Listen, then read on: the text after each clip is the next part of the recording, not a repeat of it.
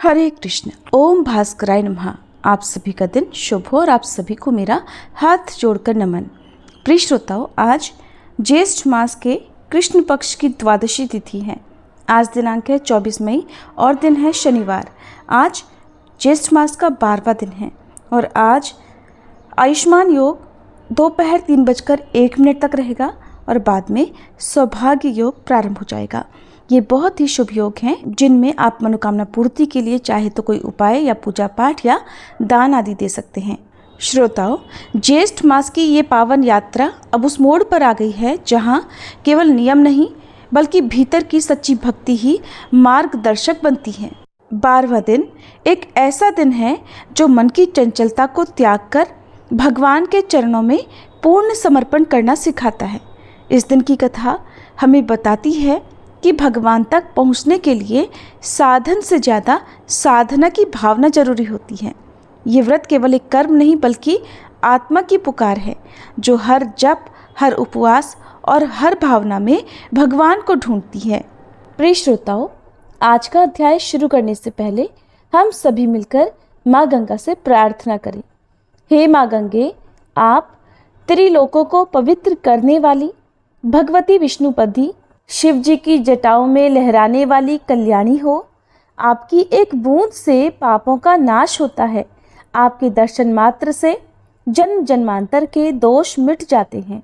हे माँ गंगे, हम सबके जीवन में जो भी दुख, पाप, कष्ट, रोग, दरिद्रता और क्लेश हैं, कृपा कर अपनी निर्मल धारा से उन्हें बहा दो।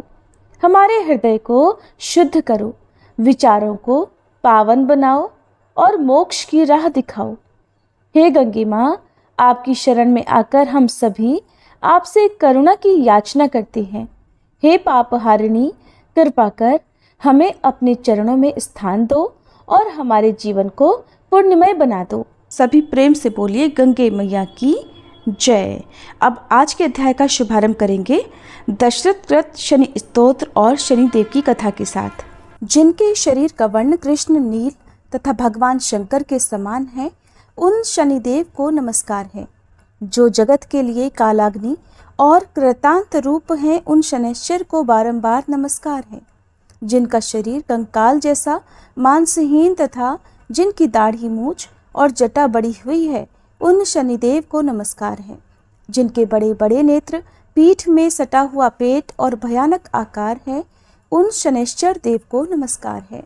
जिनके शरीर का ढांचा फैला हुआ है, जिनके रोएं बहुत मोटे हैं, जो लंबे चौड़े किंतु सूखे शरीर वाले हैं और जिनकी दाढ़ें काल रूप हैं, उन शनिदेव को बारंबार प्रणाम है।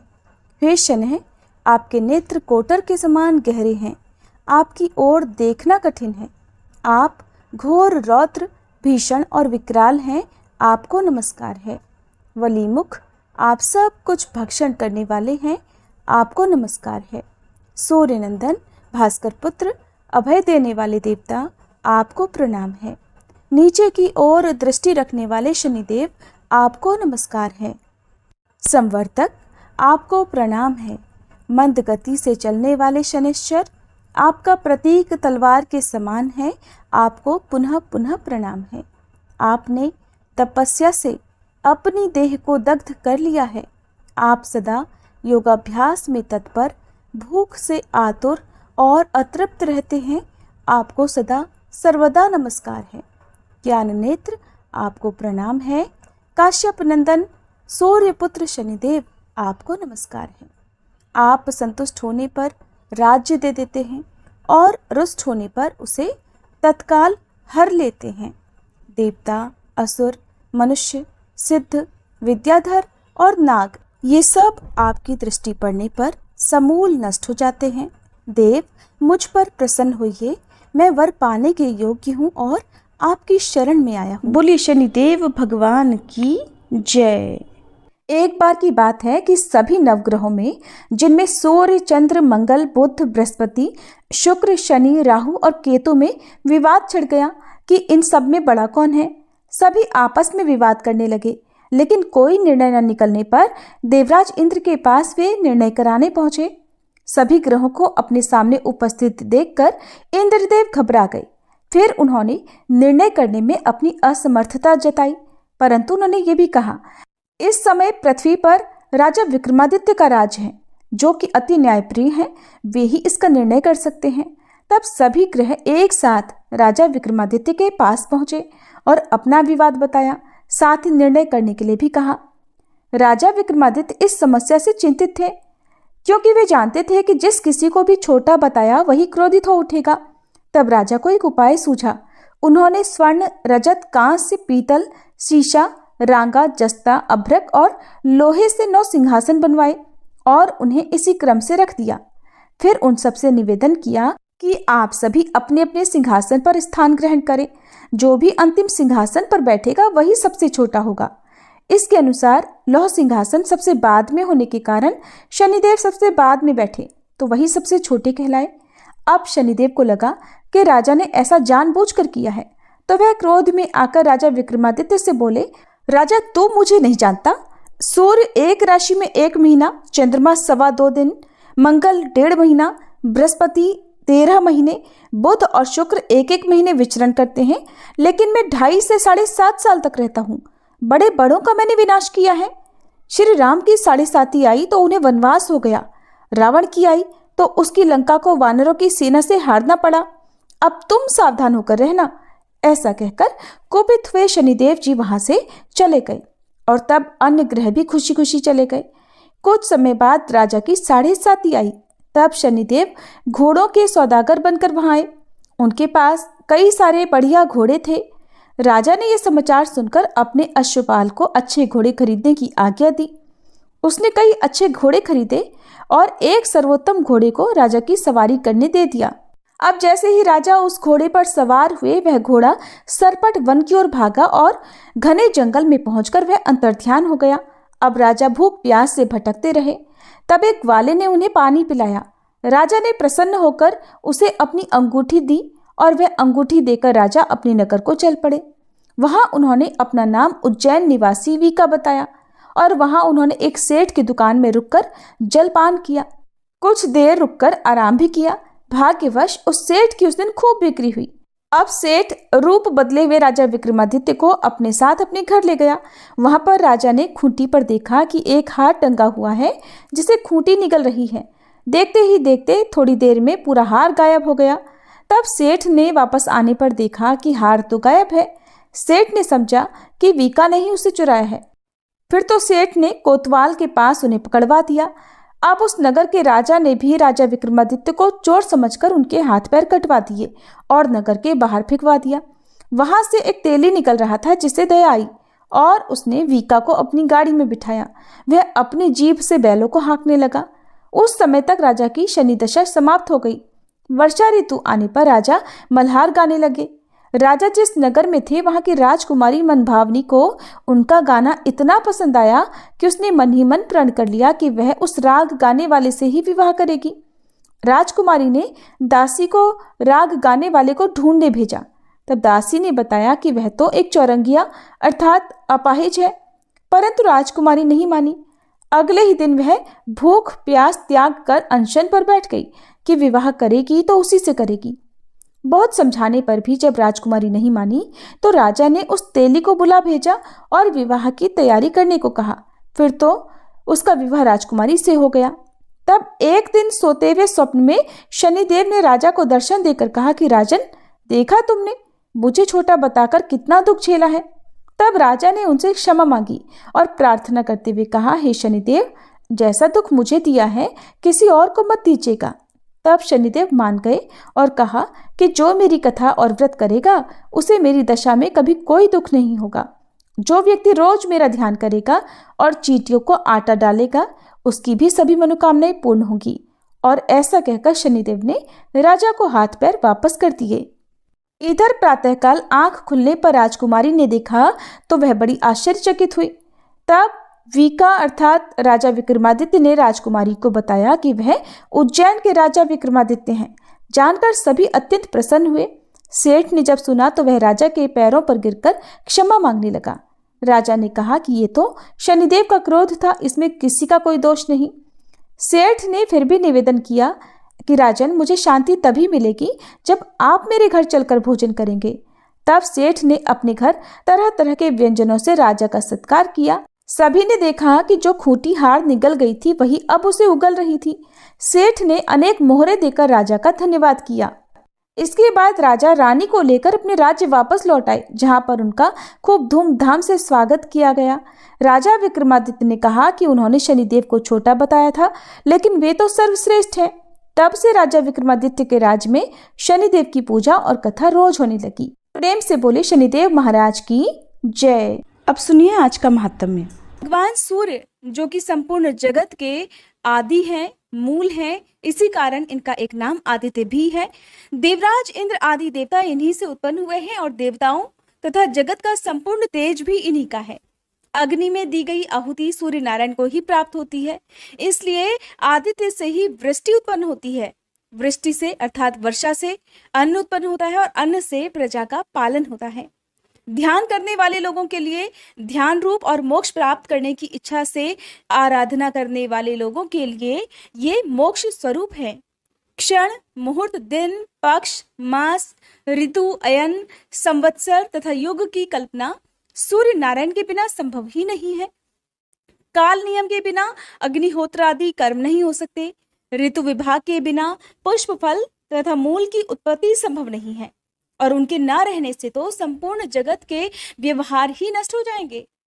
सूर्य नारायण के सामान्य 12 नाम इस प्रकार हैं: आदित्य, सविता, सूर्य, मिहिर, अर्क, प्रतापन, मार्तंड, भास्कर, भानु, चित्रभानु, दिवाकर और रवि। विष्णु, धाता, भग, पूषा, मित्र, इंद्र, वरुण, अर्यमा, विवस्वान, अंशुमान, त्वष्टा और पर्जन्य, ये 12 आदित्य हैं। चैत्र आदि 12 महीनों में ये 12 आदित्य उदित रहते हैं। चैत्र मास में विष्णु, वैशाख मास में अर्यमा, ज्येष्ठ में विवस्वान, आषाढ़ में अंशुमान, श्रावण में पर्जन्य और भाद्रपद में वरुण, आश्विन में इंद्र, कार्तिक में धाता, मार्गशीर्ष में मित्र, पौष में पूषा, माघ में भग और फाल्गुन में त्वष्टा नाम के आदित्य तपते हैं। उत्तरायण में सूर्य किरणें वृद्धि को प्राप्त करती है और दक्षिणायन में वह किरणें वृद्धि घटने लगती है। इस प्रकार सूर्य किरणें लोकोपकार में प्रवृत्त रहती हैं। जैसे स्फटिक में विभिन्न रंगों के प्रविष्ट होने से वो अनेक वर्णों का दिखाई देता है, जैसे एक ही मेघ आकाश में अनेक रूपों का हो जाता है, और गुण विशेष से जैसे आकाश से गिरा हुआ जल भूमि के रस वैशिष्ट से अनेक स्वाद और गुणों वाला हो जाता है। जिस प्रकार एक ही अग्नि ईंधन भेद के कारण अनेक रूपों में विभक्त हो जाती है, और जैसे वायु पदार्थों के संयोग से सुगंधित और दुर्गंध युक्त हो जाती है, जैसे ग्रहाग्नि के अनेक नाम हो जाते हैं, उसी प्रकार एक सूर्य नारायण ही ब्रह्मा, विष्णु और शिव आदि अनेक रूप धारण करते हैं। इसलिए इनकी भक्ति अनेक प्रकार से करनी चाहिए।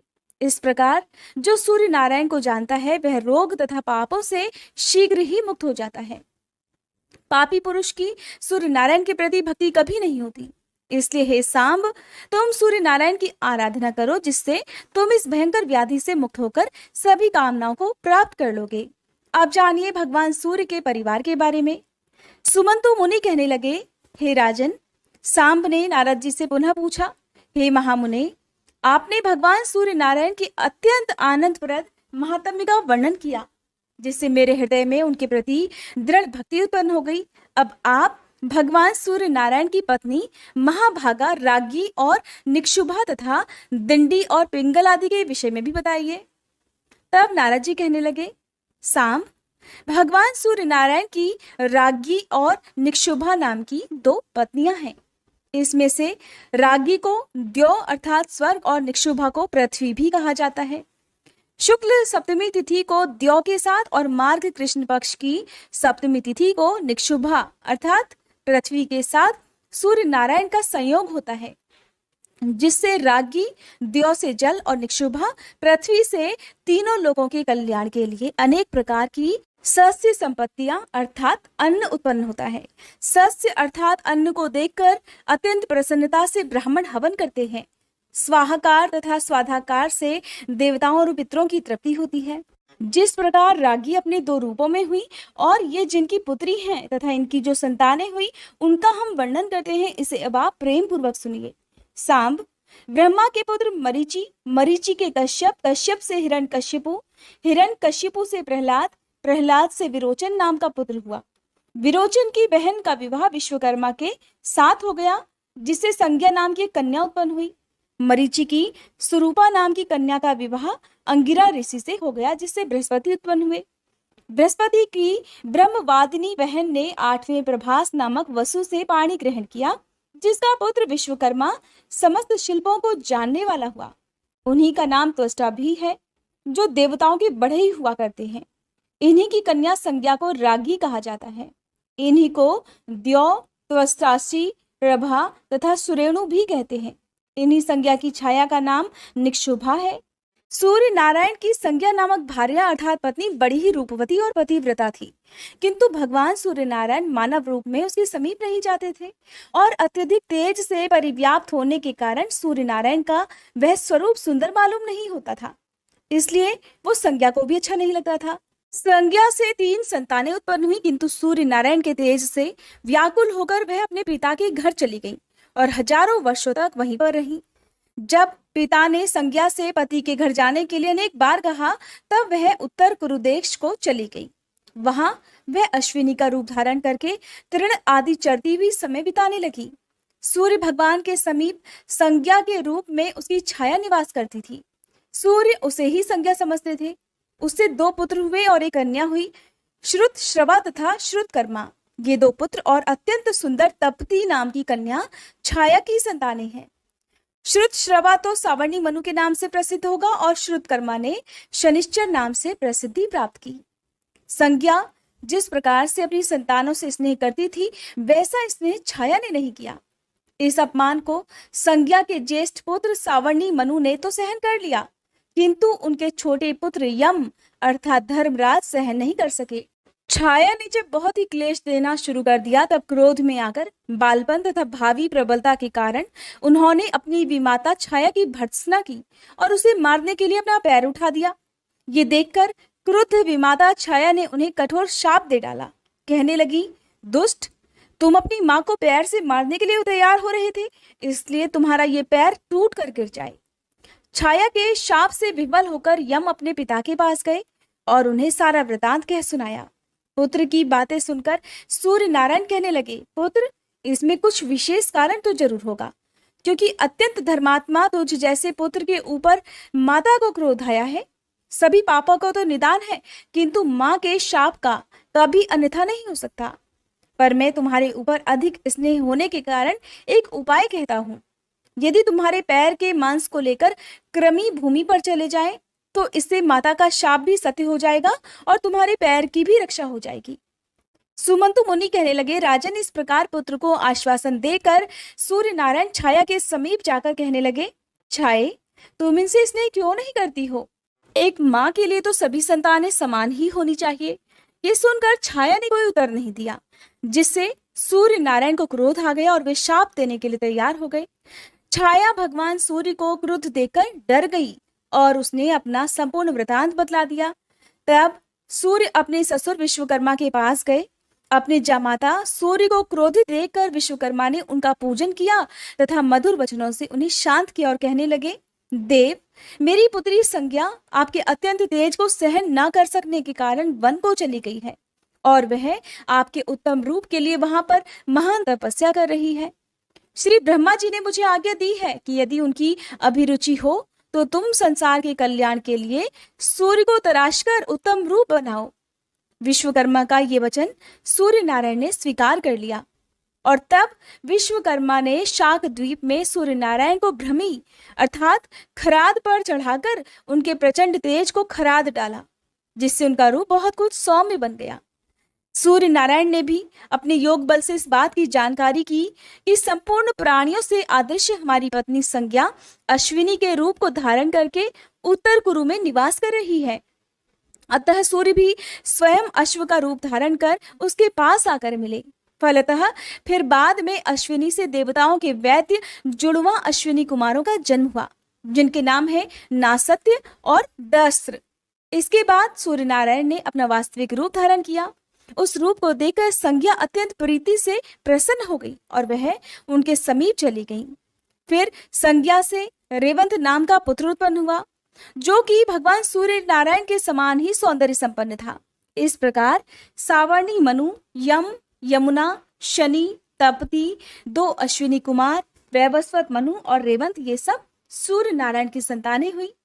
यम की भगिनी यमी यमुना नदी बनकर प्रवाहित हुई। सावर्णी 8वें मनु होंगे।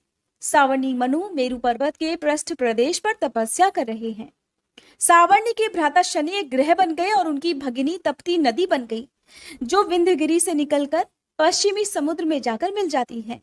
और इस नदी में स्नान करने से बहुत ही पुण्य प्राप्त होता है। सौम्या नदी से तप्ती का संगम और गंगा नदी से वैवस्वती यमुना का संगम होता है। दोनों अश्विनी कुमार देवताओं के वैद्य हैं, जिनकी विद्या से ही वैद्यगण भूमि पर अपना जीवन निर्वाह करते हैं। सूर्य नारायण ने अपने समान रूप वाले रेवंत नामक पुत्र को अश्वों का स्वामी बनाया। जो मनुष्य अपने गंतव्य मार्ग के लिए रेवंत की पूजा करके प्रस्थान करता है, उसके मार्ग में कभी क्लेश नहीं होता, उसके मार्ग में कभी कोई संकट नहीं आता। विश्वकर्मा जी के द्वारा सूर्य नारायण को खराद पर चढ़ाकर जो तेज ग्रहण किया गया, उससे उन्होंने भगवान सूर्य की पूजा करने के लिए भोजकों को उत्पन्न किया।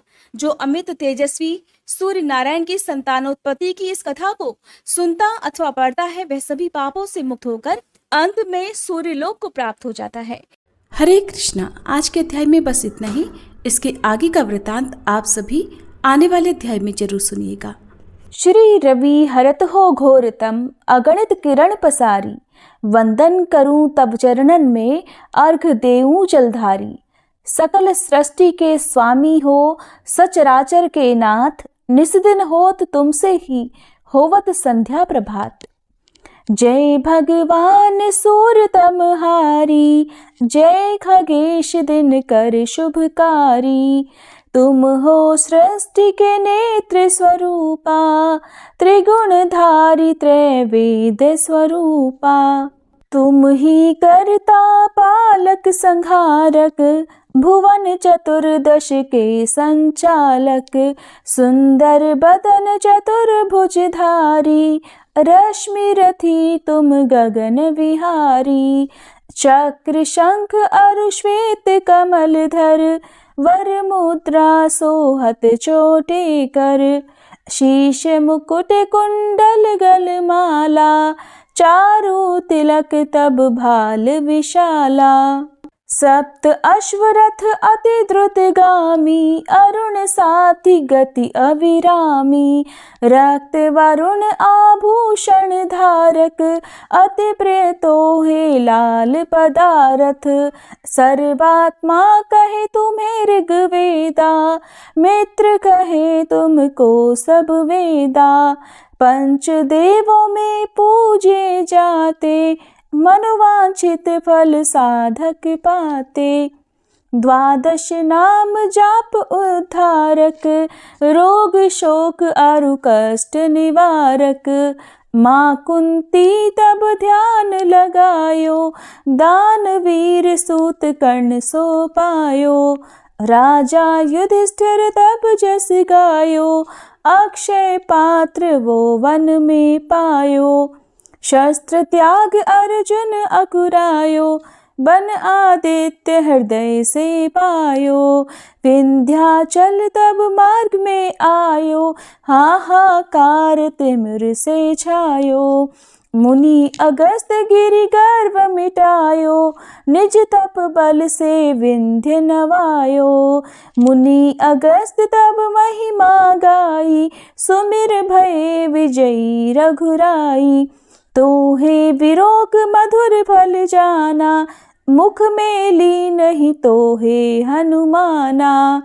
तब नंदन शनिदेव कहावे, पवन के सूत शनि तीर मिटावे। यज्ञ व्रत स्तुति तुम्हारी कीन्ही, भेंट शुक्ल यजुर्वेद की दीन्ही। सूर्यमुखी खरितर तब रूपा, कृष्ण सुदर्शन भानु स्वरूपा। नमन तोहे ओंकार स्वरूपा, नमन आत्मा अरुकाल स्वरूपा। दिग दिगंत तब तेज प्रकाशे, उज्ज्वल रूप तुम्ही आकाशे। दश दिगपाल करत तब सुमिरन, अंजलि नित्य करत हैं अर्पण। त्रिविध ताप हरता तुम भगवन, ज्ञान ज्योति करता तुम भगवन। सफल बनावे तब आराधन, गायत्री जप सरल है साधन। संध्या त्रिकाल करत जो कोई, पावे कृपा सदा तब वोही। चित शांति सूर्यास्तक देव, व्याधि अपाधि सब हर लेवे। अष्टदल कमल यंत्र शुभकारी, पूजा उपासना तब सुखकारी। माघ मास शुद्ध सप्तमी पावन, आरंभ हो तब शुभ व्रत पालन। भानु सप्तमी मंगलकारी, भक्ति दायनी दोषणहारी।